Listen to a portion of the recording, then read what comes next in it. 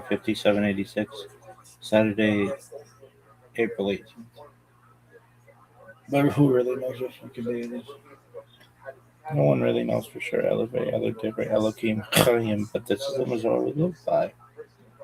Really? Really, Lily?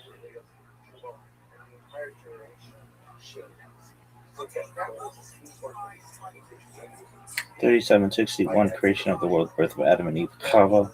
3631, 130, Seth, son of Adam, was born. 3526, 235, Enosh, son of Seth, was born.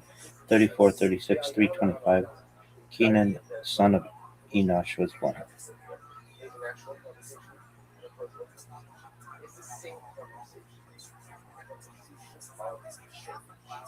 We've been doing this bitch for 113 days.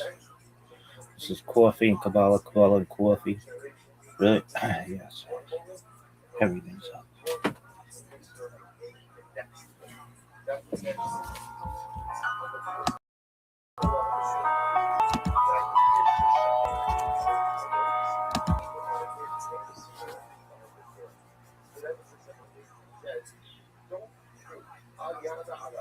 I'm Dr. Justin Sledge, and welcome to Esoterica, where we explore the arcane in history, philosophy, and religion.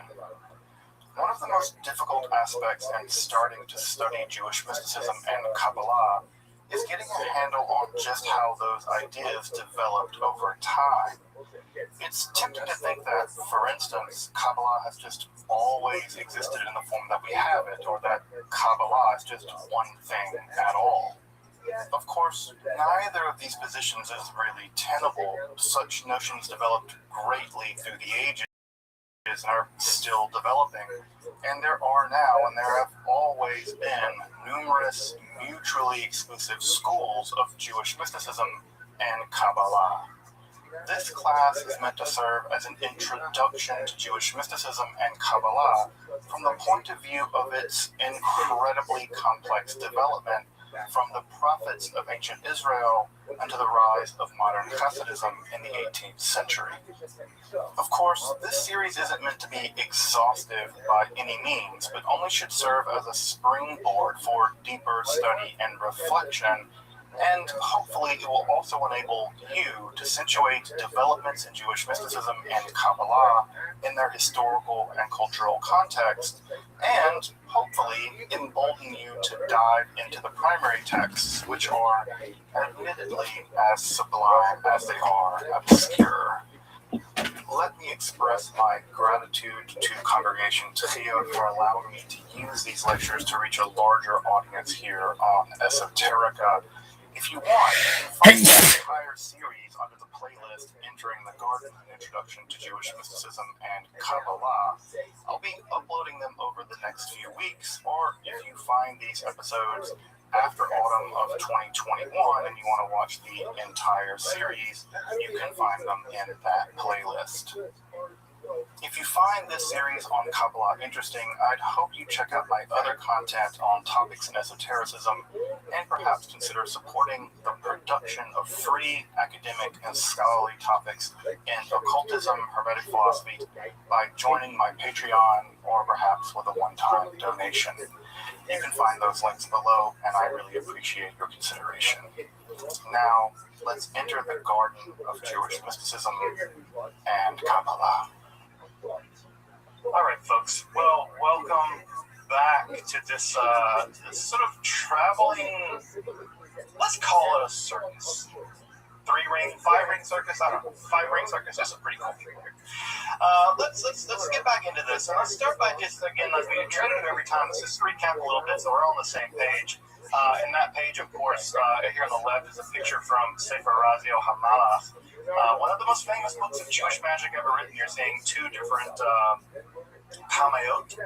These are amulets for various kinds of things written in angelic language. So if you want to know what the language of the angels looks like, these are two examples of angelic language being written out there. Now, what they say, I have no idea. You have to ask the angels. I don't know, you can write Michael at olamhabad.gov, and maybe he'll write you back. I ain't writing shit. He'll write me back. what we noticed last time about Jewish magic, and we did sort of a big romp through Jewish magic, is that Judaism and magic have had a very complicated, very long relationship. And I say very long relationship because, as I pointed out last time, the earliest document we have of the Torah is a magical amulet recovered from Jerusalem and the Ketuvim tombs there, and written on silver. You can see it in the Israel Museum. So the very first documents we have of the Bible are magical amulets, probably. So if you want to say that Jews don't do magic, well, they must not do Torah too. So it's a non-starter. So they've had this very complicated, very tortured history of magic, where on the one hand, it's very clear that the Bible and the people that wrote the Hebrew Bible have a very uncomfortable relationship with magical practices for lots of reasons, theological reasons obviously included here, right? The idea that you can affect supernatural causation. If you can affect supernatural causation, then who needs a God? It kind of makes God redundant, right? God becomes like a thing that you really don't need. If you can like make it rain, you can make yourself fall in love with people, or make people fall in love with you, or make pennies from heaven. Who needs a God when they can win the lottery on their own through magic? And at the same time, right, we see that Jewish magic has persisted all through the centuries. We see it again all the way back to Ketuvim and all the way down through now. And as I pointed out, right, when I say all the way down through now, my bottom point really obtains here. In the Haredi community, in the community of ultra-Orthodox Jews, we see magical manuals still being published to this day. And also, of course, in the liberal Jewish world, there's an entire world of practicing Jewish witches. And other folks who identify as Kohenites, who are also very interested in things like astrology and magical practices. And so we see that the Jewish magic has really thrived down through the ages, and unsurprisingly, it's mirrored local magical traditions. So we see that Jewish magic often looks a lot like the magic of the area that they're living in.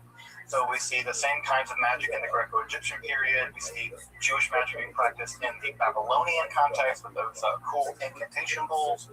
And then as we move through the Roman period and in the European period, we're going to see that Jewish magic will often borrow from the local cultures, but also influence those cultures as well. And that would be especially true in the European context, where Jewish magic has had a disproportionate impact on the development of European magic. That's why if you ever see those magical squares in most books of magic, European non-Jewish books of magic, there's some Hebrew there, right? Well, it's not because they like Jews. They were perfectly happy to see Jews sent to whatever dreadful fate they were sent to.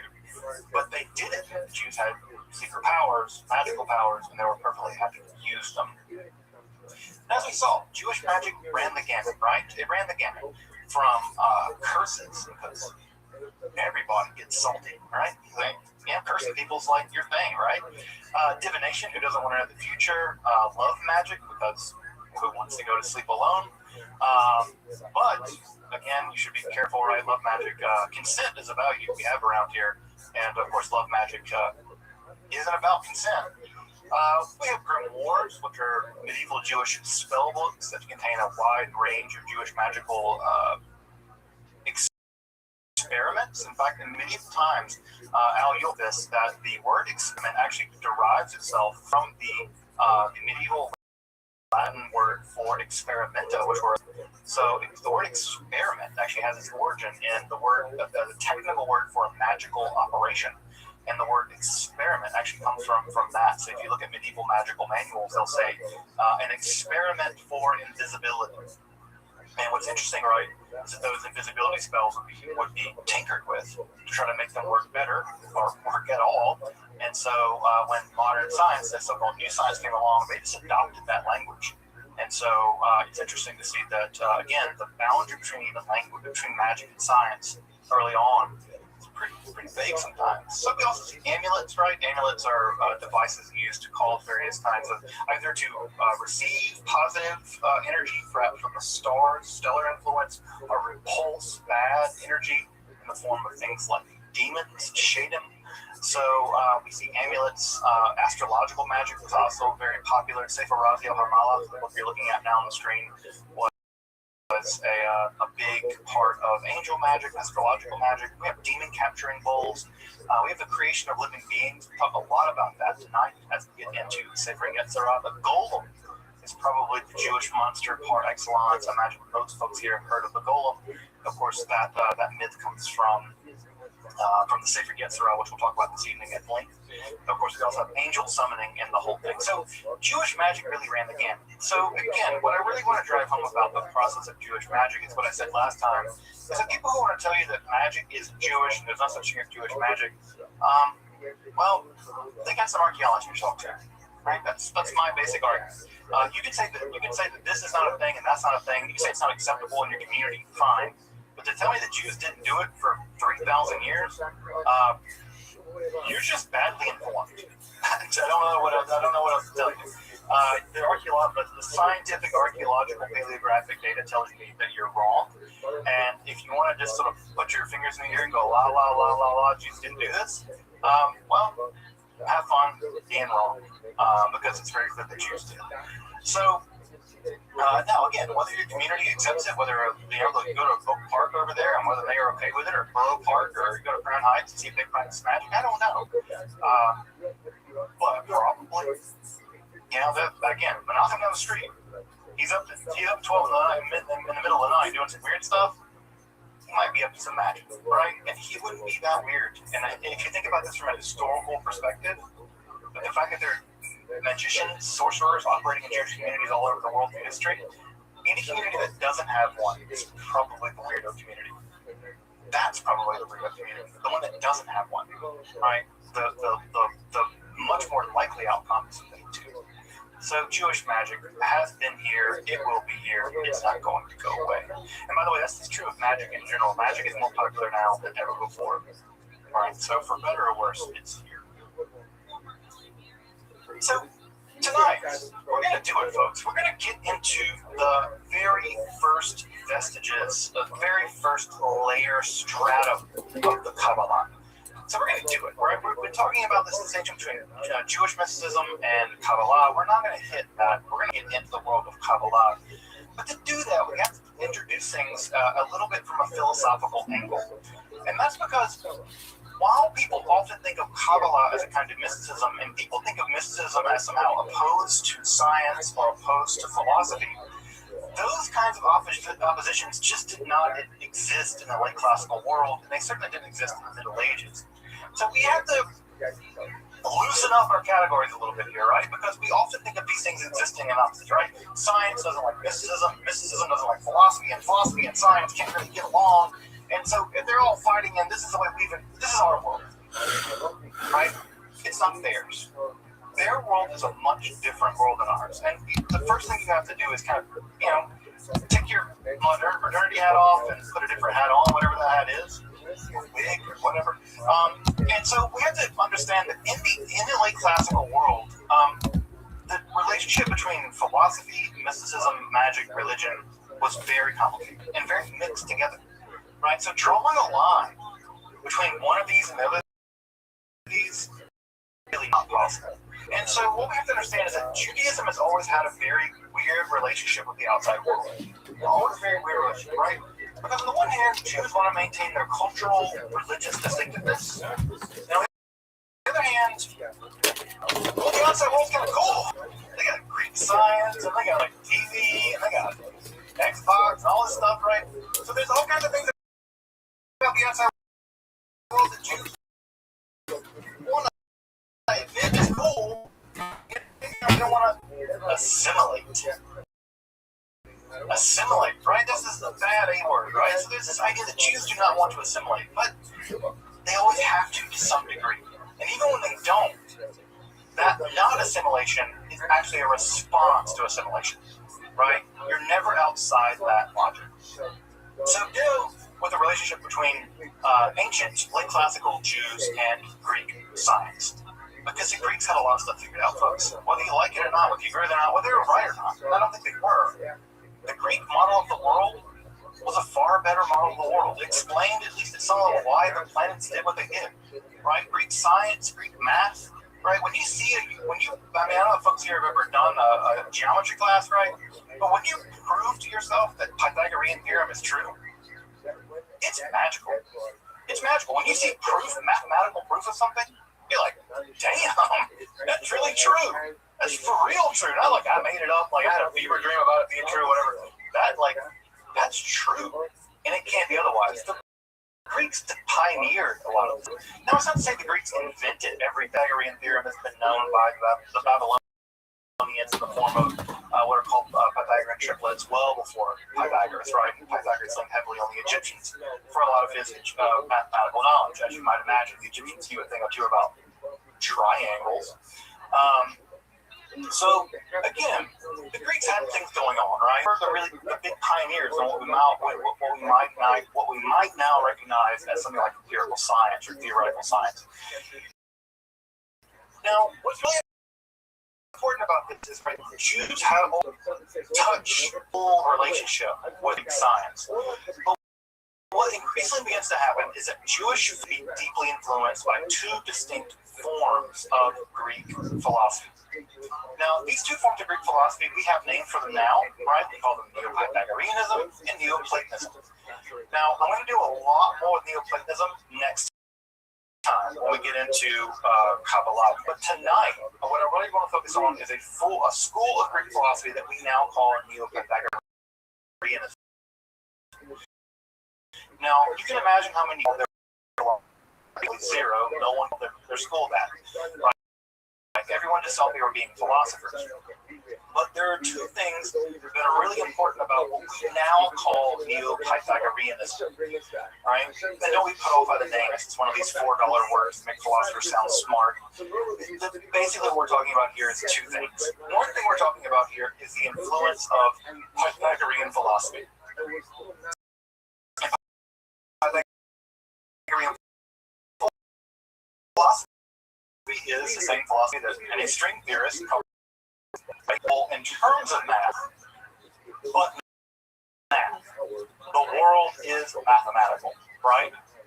And so that's the main thing, right? That the structure of reality, fundamental structure of reality is mathematical in nature. Again, this idea probably is more popular now in some forms of contemporary physics than it ever has been. The second thing that's worth noting about this is that for the Neo-Pythagoreans, the union with God was possible. One could be like God, right? God, singular God, right? Because the Pythagoreans are all about like everything going back to one. Fundamentally, things are basically one. And so the idea was you could be like that too. You could unite your consciousness. You could unite your being. You could unite your nous with the divine.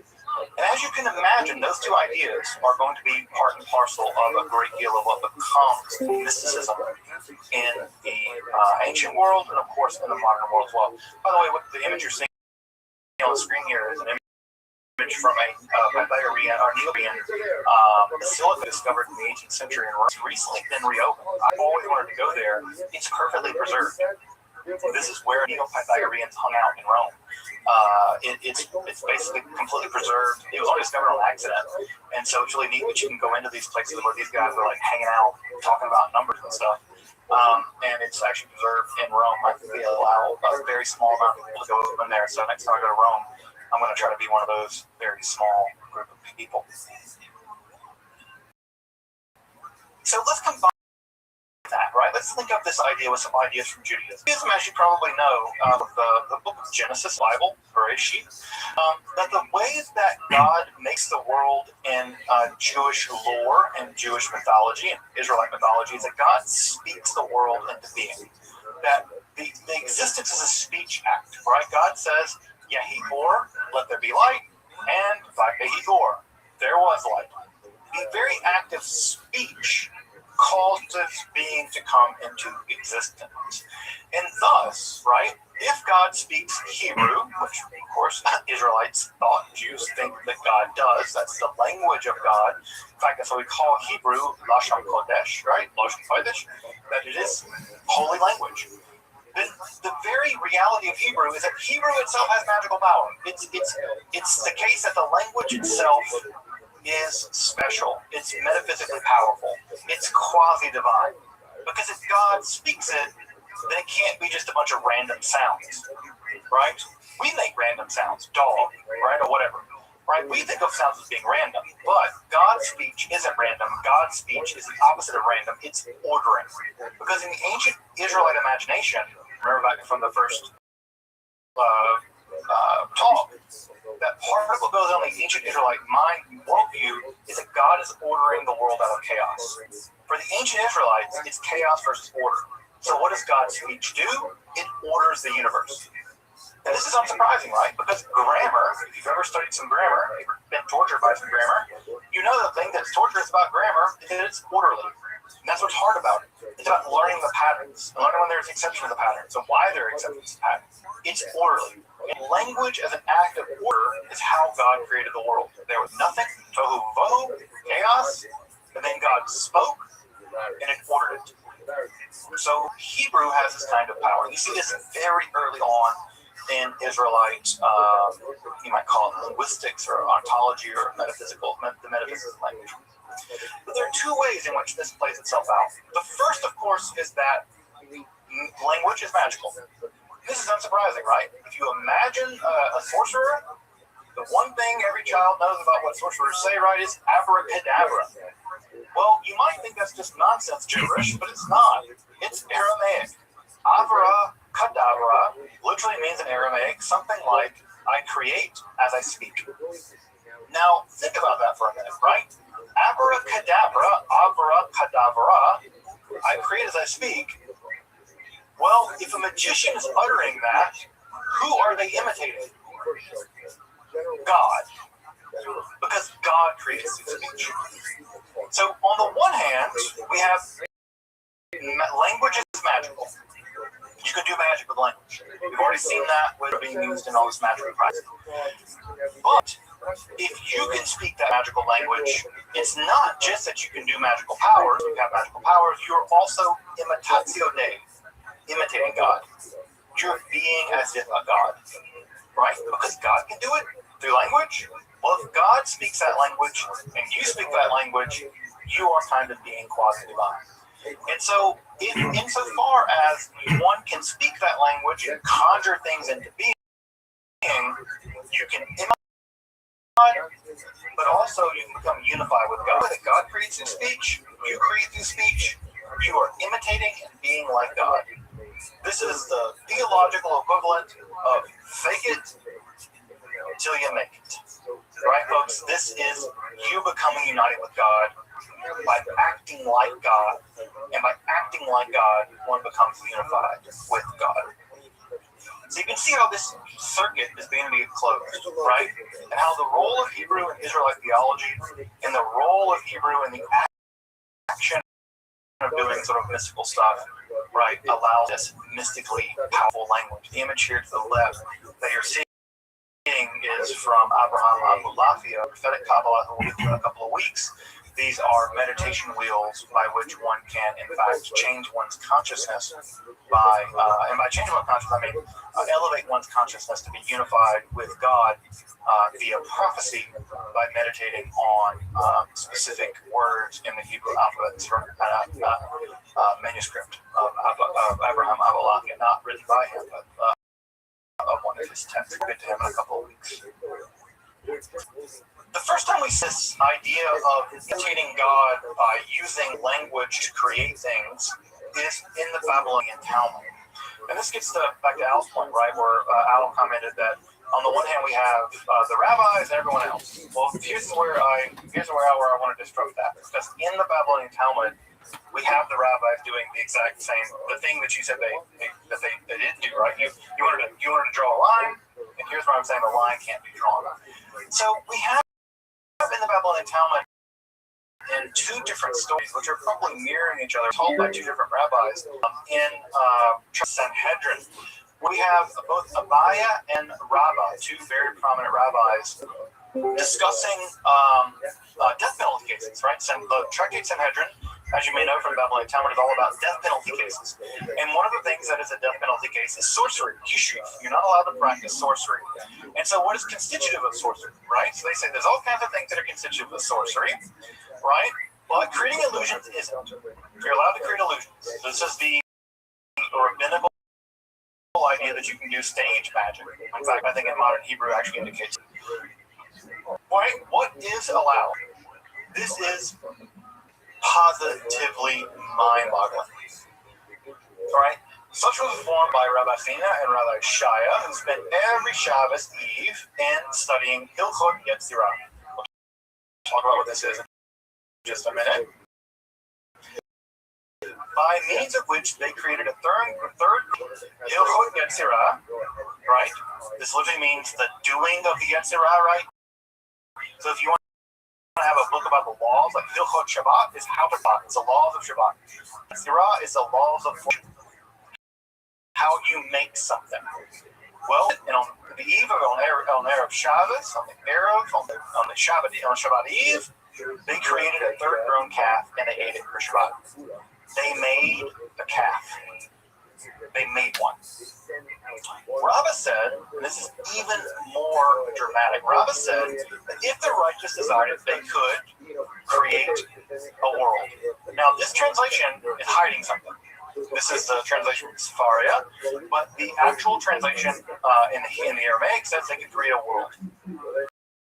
Just like God. They could create an olam. Now that is positively mind-blowing. That if you were righteous, you could create a world. Right? But you have inequities, so you can't. Now, Rabbah created a man, right, and sent him to Rabbi Zerah. And Rabbi Zerah said to him, right, spoke to him and said, he received no answer, right? He was mute. And thereupon he said, you're a creature of the magicians. Actually, in Hebrew, or Aramaic rather, it says, you're one of the company, right? Like, you're one of those guys, right? It's in Hebrew and Aramaic. And so go back to the dust, right? And Rabbi Fina and Rabbi Shah said also spent studying Sefer Yetzirah, by means of which they created a third grown calf and they ate it. So in the Babylonian Talmud, again, the central work of rabbinical Judaism, there is no more important book of rabbinical Judaism than Babylonian Talmud. We have rabbis making people, making calves. So the distinction between what's magic and what's orthodox at this point has to be completely breaking down. Because I don't know about you, if I made a person right from dust and then sent them to you, you're gonna be like, well, if it ain't magic, it'll do until magic gets here. Damn. Like, again, if people ain't magic, I don't know what it is. So what we have in Babylonian Talmud is the idea that somehow they're studying some book, some text, and creating people. Creating a person. They're mute, right? Which would have been thought of as a disability in the ancient world. Again, ancient ableism aside.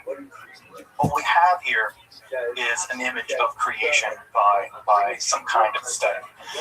Further at ViralRabbi 55 base, we have the idea that Bezalel was chosen by God to be the architect of the Mishkan, the tabernacle. Why?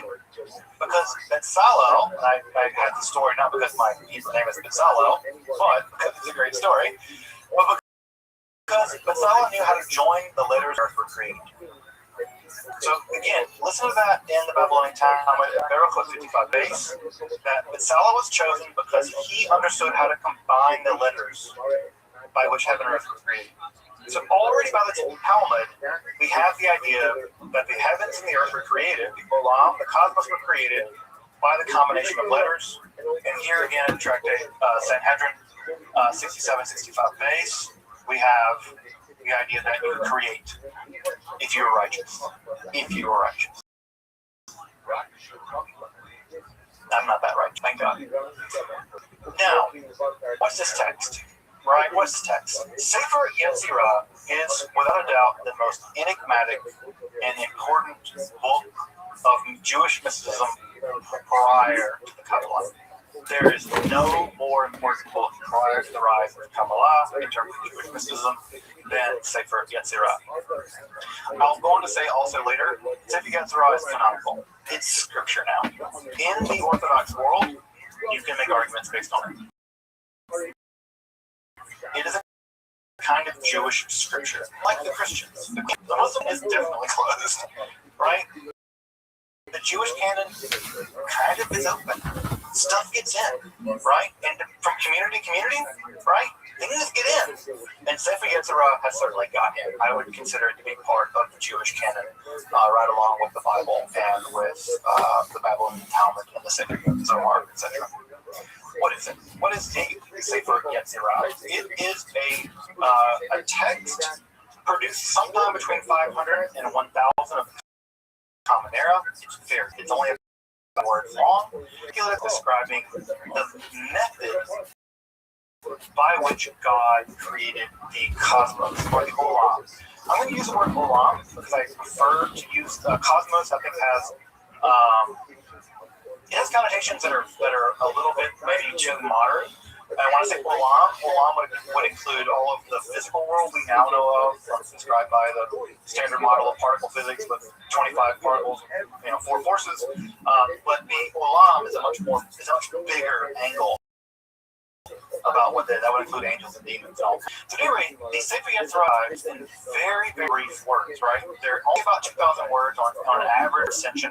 We can talk about recensions later. There are 3 or 4 different recensions of the Sefer Yetzirah that have come down to us, and there's a debate about how they came down to us. What we have is a book describing how the world was created, attributed to none less than the patriarch Abraham. Why Abraham? Because there is a line in Genesis where it said Abraham made souls, right? That Abraham created souls. And the idea is that because he created souls, the only way he could have done that is if he had access to Yetzirah, and therefore it's proof for the traditional community, at least, that because Abraham could create, he was also in command of the Sefer Yetzirah. Now, when was this book written down? The shorter answer is we have no idea. We just don't know. Sometime before 1,000 of the Common Era, right? Now, the debate goes that sometime between the 2nd century and the 11th century. 800 years or something. We don't know. It's very difficult to figure out when this book was written down. I tend to agree with Zahi Weiss, who I'll have his name in his book in the recommended readings at the end of the lecture tonight. I tend to agree with Zahi Weiss that it was produced in the 7th century, maybe the 8th century, but it doesn't really matter for the purpose of this class. We're not going to get into the weeds about when it was written down. However, you may be interested in when it was published. Here on the left-hand side of the stream, you can see the first edition of Sefer Yetzirah published in Mantua, I think 1562. I can be wrong about that, but I think it's 1562 that was published in Mantua. First edition copy here. One of these copies, by the way, sells for about $60,000. So if you have $60,000 lying around, you want to buy me a gift, feel free to pick me up a copy of the Mantua edition of the Sefer Yetzirah. So, what is the Sefer Yetzirah? As I said, right, it's a book describing how God made the world. Now, what's also important about the Sefer Yetzirah is that it's the first time we hear the word Sephirot. Now, this is a word that, for folks familiar with Kabbalah, this is a word you probably have heard before, right? Sephirot is one of these words that is a mainstay in Kabbalah. Now, there are 2 things that are important about this word Sephirot. The first thing that's important about this word is that no one knows what it means, right? The root of the word, the shortish of the word is SFR, which in typical language Hebrew means to count, right? It just means to count. Now, if you want to make a verb, if you want to make a noun out of that, right? Typically the noun would be mispar. And mispar actually does mean number. That's the Hebrew word for number. Mispar, misparim, right? It's a word for number. Well, the writer of this text doesn't go that route. They invent a new word that we've never seen before. And that new word they invent is Sephirot. Now, what they do is they take the word sphira and they add an oat to it, a feminine plural ending, and so we know it's in plural. What makes this word even more weird is that it's always accompanied in the Sefer Yetzirah with the term belima, the adjective belima. Now, the word belima only occurs once in the entire Hebrew Bible, so which means it only occurs once, and it's weird. We know that belima means what, and so it seems to mean without. Now, what we have is a word made up, Sephirot, which kind of means number, and without one. So literally we can translate it as number without one. Now if you put that into the actual text, it makes no sense. whatever the author's trying to do here, just whatever they're trying to describe, a literal reading of it doesn't make sense. So, are the Sephiroth in all of Jewish literature and all the history of Jewish festivals? Well, the one thing that we know from Sefer Yetzirah is they are. Now, I know that for folks who are familiar with some Kabbalah, right? You've seen the tree of life, right? With the dots and the dots and the dots and the dots, right? And then God goes from Keter to Hokmah, Bina, now 10 things. We'll get to that later. Right? And that's the tree of life. Those are the Sphirot.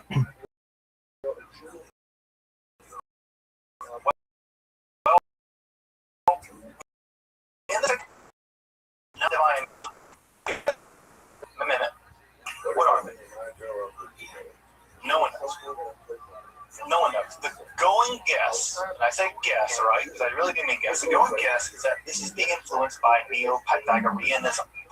Right? Neo-Pythagoreanism. Remember, Neo-Pythagoreanism, mouthful, is all about this number stuff, right? Remember, it's all about number being a reality. Well, one of the things we know about Pythagoreanism is that one of their symbols was this thing called the tetrachus. You're seeing it on the screen here to the left. The tetrachus, right, is the idea that from one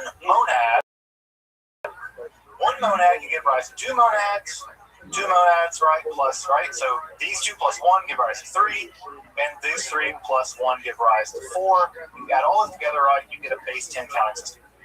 And from a base 10 counting system, you have basically the origins of the number system, and then from there you have the origins of arithmetic, etc., etc. It's a geometric way of describing how numericality itself comes into existence. Now, I know that sounds abstract. That's because it's really abstract, right? But we know this from the Pythagorean world, right? That they also thought there were 10 of these, right? There are 10 of these tetrachus, right? The tetrachus was a 10-node system. Well, guess what we know about the Sefer Belima? There are 10. And the text is really clear in the Sefer Yetzirah. 10, not 9, 10, not 11. Exactly 10. I think, that what the Sephiroth mean are the basic structure of a decimal counting system. That what we have here is a decimal counting system. Why?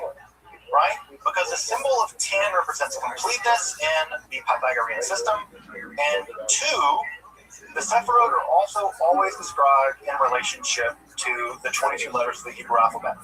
So for the Sefer Yetzirah, the world's created by 2 things, 3 things. God, right? Using the 10 Sphirot and the 22 letters of the Hebrew alphabet, combine them together to create everything else. So you have, well, you imagine it, right? What do you have? You have all the letters, combine all the numbers and letters together, and you get a universe. One can imagine that the 10 Sephiroth are the 10 countable things, so the base 10 system of counting, plus the 22 letters of the Hebrew alphabet. They are the palette by which God painted the world into existence. So, in Sefer Yetzirah, they are not emanations of God. They are numerical structures, which when combined with the alphabet, are the substructure of reality. Language and math. Right? I think that's what's going on in Sefer Yetzirah. Now, if you go ask someone else, they'll give you another story. They'll give you another story, right? I think that's what's going on. And I think that I base that upon, if you read other Neo-Pythagorean literature, they make the exact same argument, right? So I think that's what's going on here. Now, what we get in Sefer Yetzirah is a description of several successive stages the universe went through, right? Just like we tell the story now, right? We had the Big Bang, the period of inflation, right? And then we have the world that we have it now, and eventually we'll have the black hole period and proton stages of the universe. Sefer Yetzirah also describes successive stages of the universe, how they come into being. Now, we can't get into the weeds of all that tonight. We just don't have enough time to do all of that. We can spend an entire 8 weeks just on Sefer Yetzirah. But what's really important is that the mature part of the universe, right, the mature part of the Olam, is governed by what the Sefer Yetzirah calls ketzivot. Ketzivot are limits, right? Limits, they're extremities. Again, that, by the way, limits, extremities, is Pythagorean language. They're translating this Pythagorean into Hebrew and are these kinds of limits. Now, what do those limits look like, right? Are fundamentally 3 dimensions, right? 3 dimensions. Well, I say 3 dimensions, right? There's like 6 dimensions, but this is what they are, right? So you have 2 dimensions of time, beginning and ending. We have 2 dimensions of space, right? Or dimensions of, so 2 dimensions of time, 2 dimensions of space, above and below, and those include the 4 cardinal directions. So above and below, right, are the cardinal directions, and then off into the other direction. And then along with 2 dimensions of time, beginning and ending, and the 2 dimensions of space, there are also 2 moral dimensions, right, good and evil. This is a pretty interesting way of thinking about reality for this time period. And again, I think that someone with a background in physics, like Al, can appreciate, right? That they're already imagining reality as having dimensionality. That there are these mathematical ways of understanding the nature of reality that are describable abstractly as what we might call dimensions, what they call kitzivot. This is followed by a very intense and very somewhat strange analysis of the Hebrew alphabet itself, in which the writer of this text groups Hebrew letters into 3 groups based on the articulation of the points of the mouth. So when you make a mem sound, it's a ma, it's using your lips, labials, right? When you make a dalet sound, it's a da, dentals. When you make an aleph sound, right, a ayin sound, right, those are gutturals, right? Those are articulated at a different point. And so it's a kind of quasi-primitive, when I say primitive, I don't mean facts, but I mean ancient form of linguistic analysis, right? So they're analyzing language in terms of where these things get articulated in the face, in the mouth. And then finally what happens is the letters are all set into a correspondence. And the way that the writer of Sefer Yetzirah imagines the cosmos, right, or reality, is it really has 3 layers. There's the Olam, right, the whole big, right, there's time, the movement, right, because they are something that exists, and they are moving through time. And so the human being, the nefesh, the soul, right, is the nexus of the cosmos and time, right? And so they understand that. So what you get in the Sefer Yetzirah is a very very involved system in which letters are assigned to members of the zodiac, right? Shana, time, right? And then also letters are combined to describe the cosmos, right? Various parts of the cosmos. So your liver, your heart, your head, your eyes are set into correspondence with the various letters of the Hebrew alphabet. Because again, God spoke the world into being, and when God said ayin, right? Folks know this, right? The word ayin.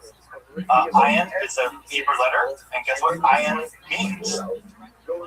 Eyes, right? God's not joshing around here, folks. When God said ayin, eyes came into existence. And what does sight see? He's light, right? So we get this system of correspondence. So the Sefer Yetzirah, very rigorous, scientific, philosophical, metaphysical analysis of how reality came to be. There have been several different periods of time. I just want to talk a little bit about those periods of time that worked themselves out, right? So we have a few different periods of time in the development of Sefer Yetzirah, right? The earliest period of time is when it developed. And the truth of the matter is we don't know anything about that time. We don't know exactly when and how it was developed. We think it was probably in kind of a Gnostic, theurgical, magical Greek, Syriac world, but it's everyone's guess. The first time we see the Sefer Yetzirah emerge is in philosophical scientific commentaries in the 10th century, right? So the 10th through the 12th century, the leading Jewish minds at the time spent time writing commentaries on Sefer Yetzirah. And they did it to try to show how this accurately describes the fundamental structure of reality. Now, again, when the Sadia Gaon, just to give an example, right? Sadia Gaon gives Burns commentary on this. If the Saudi Gaon, authority in all the Jewish world, fills in this, well, by God, that's scripture, right? If he takes it seriously, you bet your ass you're going to take it seriously, right? And it's not just that. It's Danilo, it's all kinds of people. Barzilai, lots of people. So we have these scientific commentaries of the 10th through the 12th century. And then the book becomes magicalized. Because if it describes how God made the world, and if righteous people can make their own worlds, then this might be a roadmap to making our own stuff. And so it enters into its magical period, specifically in Europe with the Ashkenaz in the 11th and 13th century, right? And then eventually it's synthesized into the Kabbalah tree, and eventually it makes its way into modernity. We'll get into a little bit more of this other, more recent stuff in a bit. Now, of course, the Sefer Yetzirah is most heavily associated at the level of magic with the golem. I'm sure most folks here have heard of the golem. I'm going to spend a lot of time talking about the golem. But the golem, of course, is an artificial humanoid made from clay animated by magical beings, specifically by techniques found in Yetzirah. The earliest descriptions for the production of a golem are found primarily in the 12th century in the commentary on this by Eliezer Verms, a German Ashkenazi rabbi, and he writes how to create a golem using various kinds of magical techniques, meditation techniques primarily, combining letters with vowels over and over and over again in a form of mystical meditation, and one can transform clay into a human being through these mystical meditations.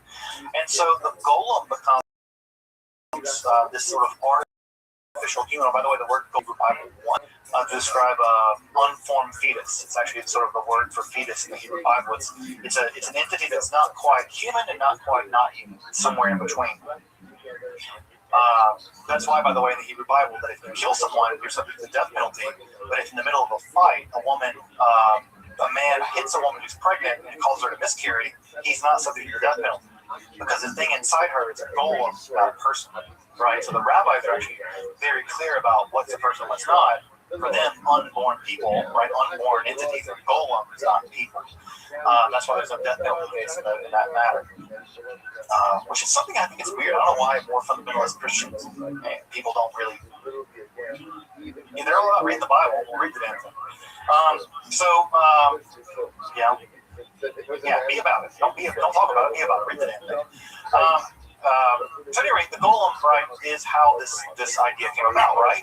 Because if God can make things and I can make things, well, I can use speech to make things too, and the golem becomes the quintessential legend for this. Now, you probably heard the golem of Prague, just as a myth-busting thing on your night. The golem was invented by a 19th century German writer, non-Jewish German writer, described in Prague.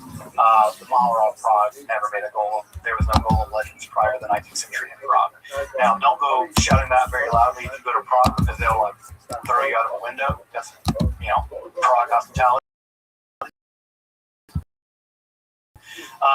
Because they make a lot of money with Prague. Never made a golem. Never was interested in golems. If you read the Maharal of Prague's actual writings, he would have been very opposed to things like that. He was a pretty tended to by the book kind of legalist actually. So that entire legend is invented in some ways by whole cloth. Although the Golem movie is very important, what's also interesting about the Golem movie, I'll just mention here just briefly, is that the Golem movie as we have it is actually a prequel. It's a prequel. The original Golem movie and the sequel have both been lost. They're lost movies, sadly. So if you ever go see the Golem movie that we have is a prequel to a movie that's been lost. And the sequel, which we also know was made, has also been lost due to two of these movies that, a lot of, as you may know, a lot of film back in the day was made was printed on things like nitrocellulose film, and even a spark could burn the whole thing down. And so a lot of these movies were lost. So know that you're watching a prequel to a movie that was very popular that was lost now. But the invention of an artificial humanoid. And further, the last thing I'll say about Sefer Yetzirah is that dozens of commentaries on this little book have been written in the century since it's been written. Sefer Yetzirah is probably the single most commented book after the Bible and the I should be careful what I say about that. Standard edition has at least 12 commentaries attached to it. And so the Sefer Yetzirah, I think, in the traditional Jewish world is a highly, highly, highly commented upon book. And it is, in fact, to this day, I think, let's say it is a canonical book of Jewish scripture. As we get into Europe, right, in the world of the Ashkenaz, and we're going to run a little over tonight, but I think it's okay. I won't try to go too far over. As we get into Europe, we get into the world of the Ashkenaz. Palestine, we've been in the ancient Egypt. We've been in ancient Mesopotamia. The focus begins to shift beginning in the period of the 10th and 11th centuries. That has a lot to do with what's going on in the Middle East with things like the Mongol invasions and some kind of crackdowns, at least at some level, in terms of things get a little stricter in the Islamic world. And so the intellectual centers begin to shift to traditional Jewish parts of the world in Europe. Ashkenaz being one of them. Now, people have these descendants of Khazars that converted in the 9th century or something, and that all European Jews are not really Jews. There's all that kind of bizarre anti-Semitic conspiracy theories. Jews have been in Europe for thousands of years, right? Because Jews have been traveling with the Romans the entire time, and wherever the Romans established trade places, Jews went. Like lots of people went. Greeks went, right? People forget, like, that, Massalia, Marseille, on the very south coast of France, was a Greek colony, right, set there to do trade.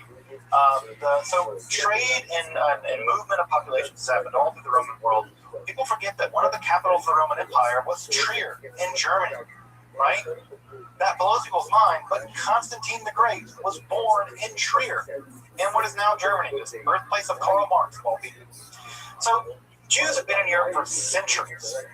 Now, what goes online, right, is that beginning in this period, right, Jews become to the forefront of learning and other kinds of things, not just trade. And in Ashkenaz, around the turn of the millennium, maybe a couple hundred years after the turn of the millennium of 1000 Common Era, we have a very weird esoteric theology developed that is called the unique cherub circle. And the unique cherub circle introduced the idea that God and the world can't be directly connected. Why? Well, it's simple philosophy. If God is infinite and the world is finite, then the distance between the infinite and the finite is always going to be infinite. That's a theological problem. So what do? You need something to link the worlds. You need a bridge, something that's quasi-finite and something that's kind of quasi-infinite. And what they introduced was the idea of ha'atzalah, right? Ha'atzalah flows out of God's self, and somehow the flowing out of God's self bridges the gap between the infinite God and the finite world. And the thing that bridges the gap for this group of people was a thing called the unique cherub, right? The cherub is a kind of angel, as you probably know. And this unique cherub bore the glory of God. That God's glory had a hidden inner glory, right? Right? It's like imagine the inside of the sun, right? The inside of the sun is full of like energy and intensity, but we never see it. What do we see of the sun? We see the outside layer, right? We see the outer glory. And the outer glory, right, of God, the outer kavod, flows out and becomes a kind of special angel, a unique cherub. And that special angel is an atzalah, is an emanation, a flowing out of God, right? And that bridges the gap between the infinite and the finite with the cherub in the middle. Now, we don't know much about this group, right? This is a very strange group of rabbis there in Ashkenaz, in Germany, and we're still doing research about it. But it seems like they've been introduced to the idea of Neoplatonism. And we'll talk about Neoplatonism next time. Right? We'll talk about it at length. Now, what ends up happening is that infused with this idea of ha'atzalah, of emanation, the Sefer Yetzirah gets fused to it. So the idea is, well, it can't just be one, right? It's 10. Maybe there are 10 things standing between the infinite utter transcendent God and us. And maybe between those things, there are 10 things. Because Sefer Yetzirah says there are 10. 10 Sephirot Belimah, right? So maybe the ladder has 10 rungs. Maybe the ladder has 10 rungs. And that idea of the ladder having 10 rungs is taken up in the first Kabbalistic text in history, the Sefer Bahir. Is, folks, the first text of Kabbalah. If you want to start studying Kabbalah, this is the text you start with, the Sefer Bahir. This is the first printed version you see here on the left-hand side. This is a midrash, right? Midrashim are texts in which the Bible is used as a stepping stone, or diving board, better, right? To riff, right? Like, folks here like jazz, right? If you like jazz, right? One of the things that, go to a jazz show, right? Coltrane might start a riff, right? Then Monk might pick up, right? And then someone else is going to pick up, right? And then they're going to riff, and they're going to riff, and they're going to riff, and a riff. Variation of a theme, right? If you want to think about what Midrash is Jewish jazz. It's taking a riff and going with it, right? Commenting on it, legends, weird stuff, strange ideas, right? Don't read this, read that. Turn the letters around backwards, read them that way, right? It's riffing, right? It's improvisation on these ideas.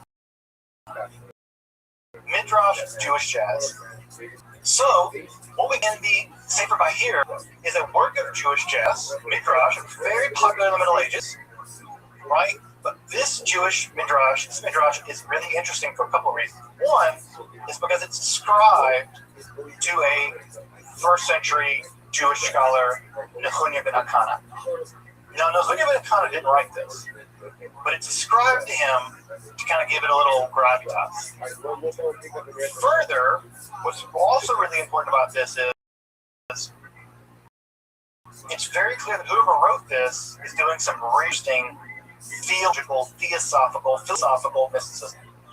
They're riffing on this material, on the Bible, in a way we've never seen before. Now, did they make it all up? Were they part of a larger tradition? Was there a community of people doing this? This is just the one work that survived? We don't know, right? But what we do know is this text introduces the core concepts that become the foundation for the Kabbalah as we know it. Now, these midrashim inside of, there are 200 of these inside of them, they are not united in any stretch of the imagination. In fact, the story goes, right, is that the writer must have written them all down, and then the story is they threw them into the air, and ever how they landed, that's how they got edited together. The editing seems random, right? Now, there are passages that do seem contiguous, and then they kind of titter off into seemingly random commentaries. But there are a couple things that are very crucially important about Sefer Bahir. The first thing that's really crucially important is Sefer Bahir combines Sefer Yetzirah in the unique cherub circle. The Sefer Bahir says there are emanations of God, right? There is, again, have you ever folks ever like boiled milk, right? Or like, it'd be better yet. You ever seen like go to a wedding where someone's pouring champagne over like one glass, and one glass sits on like two glasses, and two glasses sit on four glasses, right? They're pouring the champagne flows down all the glasses. Well, imagine by pouring the champagne, the bottle never got empty, right? That's what the Sephirot are. It's God pouring God's self out, but because God is infinite, God never becomes empty, and the world becomes full, right? That's what. Sefer Bahir does two really important things in this respect. It combines the 10 Sephirot Yetzirah with the idea of emanations. It says, yes, God emanated in 10 forms, distinct forms. There are 10 distinct emanations, and it discusses them at length. Now, Kabbalah, as you probably know it, as everyone knows it, if there is nothing else that makes Kabbalah Kabbalah, it's that. There are 10 emanations. They relate to each other. They are various aspects of God. God's mercy, God's judgment, God's glory, God's victory, God's, right? That's a core component of Kabbalah. We'll start getting into that stuff next time, right? So that's one thing, the very important thing that Sefer Bahir does. it combines those two ideas into one system for the first time. Secondly, right, what Sefer Bahir does is it introduces the idea that God has a feminine form, the Shekhinah, right? Now, the idea of the Shekhinah goes all the way back to the Talmud, right? But never does God have a feminine form. It's just that the word Shekhinah is feminine grammar-wise. But in the Bahir, the Shekhinah is described as a lady, almost always in the same kind of language being used to describe other women in the medieval period. She's actually described as a matronita, right? It's a Latin term that becomes an important term in medieval court legal work. So God's presence in the world becomes feminized. Again, if you know nothing else about Kabbalah, it's the feminine presence of God in the world. Lech Hadodi. Every time you've ever been to a Kabbalah Shabbat service, you've sung Lech Hadodi. It's all about welcoming the Shabbat bride, the Shabbos bride, the Shabbat bride, who is God's feminine form. This idea appears for the first time in the Sefer Bahir, right? And again, the language here is full of courtly language. We think this text is being written sometime in the early Middle Ages. Although there are people like Ronit who actually says it may have been written in Babylon. It's really hard for me to tell. They're such brilliant scholars that I'm just going to defer to their ingenuity. What's also important about the descriptions of the Shekhinah in the Sefer Bahir is that she's almost always described in these really weird terms as an exile, that she came from the land of light, or that she's a princess from a faraway land. And scholars, at least of an earlier generation, and I think even some scholars now, and maybe even me, detect that in Gnostic literature, we'll talk maybe a little bit more about Gnostic literature in the Q&A afterwards. There's an idea in Gnostic literature, this is a form of heterodox religion that existed back in the ancient classical world, where there's the incarnation of Sophia, wisdom, and she makes a mistake. And she creates this hideous ruler god who creates our physical world, and our physical world is trapped, right? But she's the incarnation of light and brilliance and wisdom, right? And she's always described as being from another world, right? And some people think, right, so especially in earlier generation of scholarship, maybe even some folks now, think that we may continue forth a tradition or drag into the Middle Ages some Gnostic ideas. We can talk more about those later if folks are interested in those Gnostic ideas. But there seems to be some kind of quasi-Gnostic character to the Shekhinah as she appears in the Sefer Bahir. The last couple things I'll say about the Sefer Bahir as we wrap up for the night is, one, the Sefer Bahir describes divine power as a kind of tree, or as a kind of fullness. Now that tree language is going to be obviously very important, because if you've ever studied Kabbalah, the one thing you'll know is that the Sephirot are often arrayed in what's called the Eitz Chaim, the tree of life, and that tree language, right, that God is a kind of divine tree, also appears in Sefer Bahir, and it describes God as having roots and limbs and buds and flowers and leaves and things. There's kind of a fullness to God, which also seems to maybe have its origins in very ancient Gnostic schools of thought. Also, and this will be important as we get later on into Kabbalah proper, is that for the Sefer Bahir, evil seems to have a life of its own. Now, in traditional Judaism and in traditional Christianity, evil is thought of as a privation, right? Augustine, I'll just give an example for the Christian tradition, right? Augustine says that evil isn't a thing in itself, right? Evil is a lack of something. It's a lack of God's grace. In the same way that heat is a thing, but cold isn't. Darkness is not a thing. Light is. Darkness is just a term we use for the absence of light. Cold is just a term we use for the absence of heat. Evil is just a term we use for the absence of God. Well, ancient Gnostics believed that evil was very real. It had its own existence. And there are sections in the Sefer Bahir that say, yeah, evil existed on its own. It was out there all along. God kind of tamed it, but not quite. And what we'll see when we get into Proto-Kabbalah next time is that evil is going to be one of the overwhelmingly interesting thing from a part of the Kabbalists. Where did evil come from? Because, as you might imagine, Jews living in Europe in the 13th century are going to deal with a lot of evil. And they're going to be very interested in where evil comes from. And the image that the traditional Kabbalists will use is the very image you've seen here on the left. That evil is the sparks thrown off the anvil as God created the world, right? Just as when you create a knife, you have to pound the steel. As you pound the steel, it throws off dross. Well, when God made the world, and that dross for the early Kabbalists is evil. And it's always been here. It's always been here. And that image of the blacksmith hammering at the anvil will be an image we'll see repeatedly when we get into Kabbalah. Well, folks, we are there. We have now crossed the threshold from the Merkabah Hechalot world. We are now into the world of what I call the Proto-Kabbalah.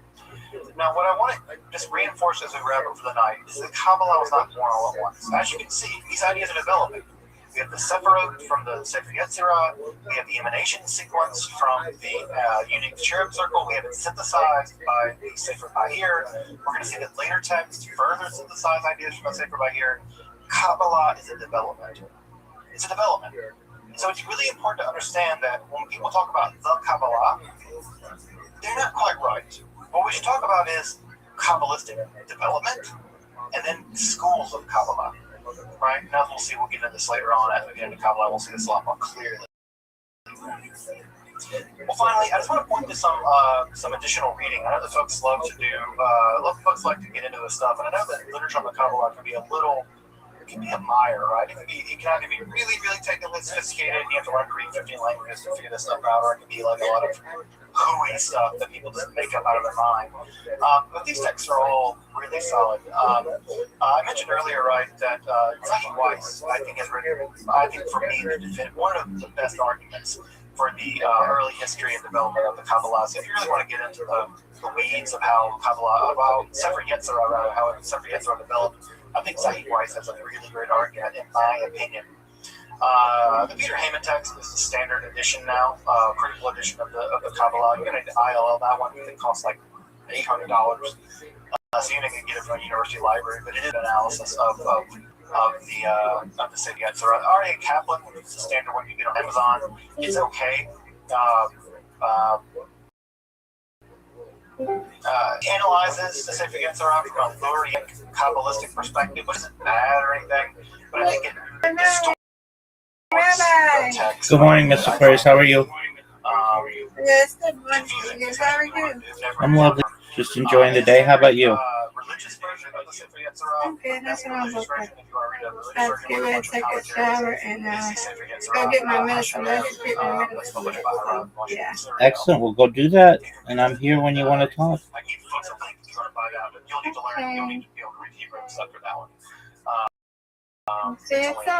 God willing. And for Sefer Bahir, Joseph Don has a really great book on both the early Kabbalah circle, that unique cherub circle book also is an ILL. It's very expensive. And we'll get to the books of contemplation here next week. And also, Aryeh Kaplan has a nice version of the Sefer over here. That, again, comes to the same caveats, right? He's a Lurianic Kabbalist, and he brings a specific Lurianic interpretation to the text that, again, it can be confusing. I'm not opposed to Kabbalists doing Kabbalah. I mean, Kabbalists should do Kabbalah. That's their bag. But I think that often when beginner people pick it up, it's like, oh, this is what it means. I'm like, yeah, not really. It's not quite that. It's more complicated than that. So again, I don't want to fault a Kabbalist for being a Kabbalist, but it's not academic, right? It's not an academic text. But it is easily accessible and widely available online. Well, folks, next week we turn to the early Kabbalah. We're going to be looking at some developments in southern France and Spain. We're going to be looking at how the earliest strata of Kabbalah developed. And then after that, we turn to the most monumental text in all of Jewish mystical history. That's the Sefer Zohar, right? The book of illumination. My child is named Zohar. If you want to get an idea about how important this book is to me and mine, I got a kid named Zohar. So I take it pretty seriously, and so we'll get to the Sefer Zohar after the time after next. But next time we'll be dealing with developments, philosophical, mystical developments in the earliest stages of Kabbalah in Europe, in the very earliest stages of Kabbalah. So we'll turn to the early Proto-Kabbalah next time. Welcome back, and thank me as I explore the garden that is Jewish mysticism and Kabbalah. Again, if you'd like to support my work of providing accessible, free,